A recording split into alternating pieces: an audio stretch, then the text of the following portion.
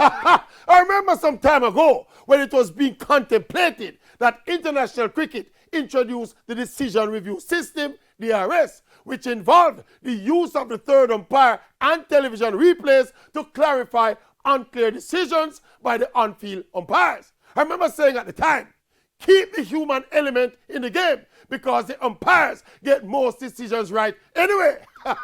But of course, after some years of use, I was sold on the idea because it helped to get an even higher percentage of decisions right. Well, it is deja vu with a difference in the world of football. I was also saying, leave the referees alone with all their imperfections. It adds to the drama and the excitement of the game.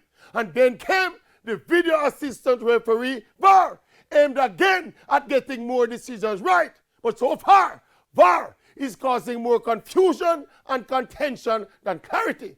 And look, nothing is wrong with the intent or the technology itself.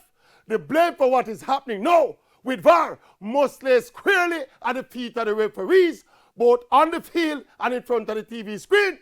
They have dozens of replay angles and they have slow motion to get it right, and them still get them wrong. After looking at all these replays in slow motion, these referees are still making too many mistakes. It has nothing to do with the equipment. It's the fault of the referees. And if the referees' competence don't improve, they could have 1 million cameras and 1 million replays. The decisions will continue to be poor. Need I say more?